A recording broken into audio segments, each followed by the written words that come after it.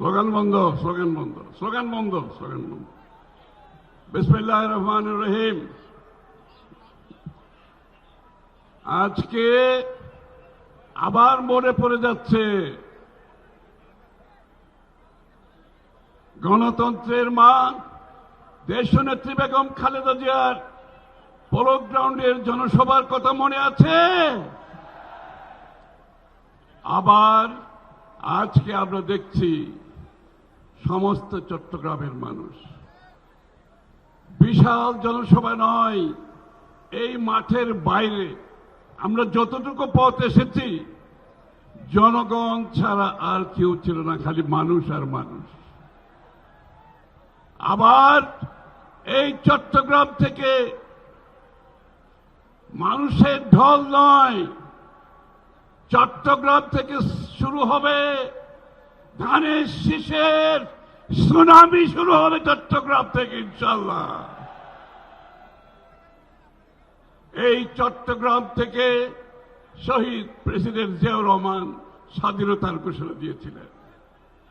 চট্টগ্রামের মানুষের হৃদয়ে শহীদ জিয়া, বেগম খালেদা জিয়া আর এখন গণতন্ত্রের টর্চ বেয়ারার তারেক রহমানের নেতৃত্বে আগামী দিনের ধানের শীষের যে জোয়ার এসেছে, এই জোয়ারে ইনশাআল্লাহ সমস্ত চট্টগ্রামের আমাদের যতগুলো আসন আছে আমরা সবগুলি থেকে জয়ী হব ইনশাআল্লাহ আগামী নির্বাচনে।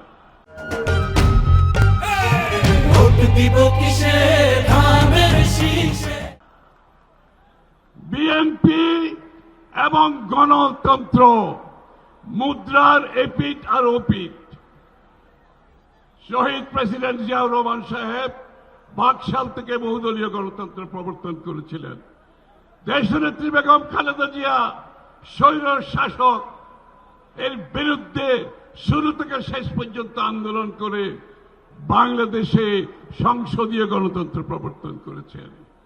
তার পরবর্তী আন্দোলন সহ জনাব তারেক রহমানের নেতৃত্বে সমস্ত জাতিকে জনাব তারেক রহমান সাহেব ঐক্যবদ্ধ করে স্বৈরাচার ফ্যাসিস্ট হাসিনার পতন ঘটিয়েছেন। সুতরাং বিএনপি হচ্ছে গণতন্ত্রের টর্চ বেয়ারার। আজকে যে টর্চ বেয়ার যিনি বহন করছেন তিনি এখানে বসে আছেন। শুধুমাত্র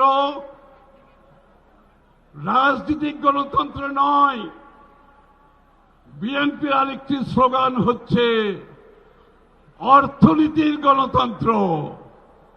অর্থাৎ বাংলাদেশের আগামীর উন্নয়ন, বাংলাদেশের আগামী দিনের রাজনৈতিক অর্থনৈতিক কর্মসূচি প্রত্যেকটি বাংলাদেশের মানুষ যাতে রাজনীতিতে ভোটের মাধ্যমে যেভাবে অংশগ্রহণ করে, আগামীতে ইনশাআল্লাহ বাংলাদেশের প্রতিটি মানুষ, প্রতিটি নাগরিক অর্থনীতিতে অংশগ্রহণ করতে পারবে ইনশাআল্লাহ। অর্থনীতির সুফল, এই অর্থনীতির সুফল বাংলাদেশের মানুষের প্রতিটি ঘরে ঘরে পৌঁছে যাবে ইনশাআল্লাহ আগামীতে। যুবক, তরুণ, কৃষক, শ্রমিক, পেশাজীবী, মহিলা, পুরুষ, সর্বস্তরের মানুষের কাছে গণতন্ত্রের স্বাদ যেভাবে পৌঁছে দেবে বিএনপি, অর্থনীতির স্বাদ পৌঁছে দেবে। চট্টগ্রামকে অনেকে বলে বাণিজ্যিক রাজধানী। বাণিজ্যিক রাজধানী এখানে বক্তৃতা দিলে হবে না। আমাদের চট্টগ্রামকে এমনভাবে অর্থনৈতিক কর্মকাণ্ডে চট্টগ্রামকে একটি অর্থনৈতিক হাব হিসেবে পরিচিত হবে। এই হাব, এই অর্থনৈতিক জোন, ইকোনমিক জোন, এই হাব শুধু বাংলাদেশের জন্য হবে না, এই হাব হবে পুরো এই অঞ্চলের জন্য। আমাদের পাশে যে দেশগুলো আছে, আমাদের পূর্বে পশ্চিমে, সকলের জন্য চট্টগ্রামকে অর্থনৈতিক হাবে আমরা ইনশাআল্লাহ আগামী দিনে পরিণত করব শুধুমাত্র বাণিজ্যিক রাজধানী না, তার চেয়েও বেশি আমরা এগিয়ে যাব। আমার বক্তৃতা সংক্ষিপ্ত করছি একটি কথা বলে, আজ থেকে এখান থেকে গিয়ে যার যার এলাকায় যাদেরকে মনোনয়ন দেওয়া হয়েছে সবার জন্য সবাই ঐক্যবদ্ধভাবে হাতে হাত মিলিয়ে কাঁধে কাঁধ মিলিয়ে তাদেরকে জয়ী করতে হবে সবাইকে ইনশাআল্লাহ, যাতে করে 12 তারিখ রাত্রে চট্টগ্রাম থেকে আমরা সেই সুখবরটা সারা বাংলাদেশের মানুষকে দিতে পারি।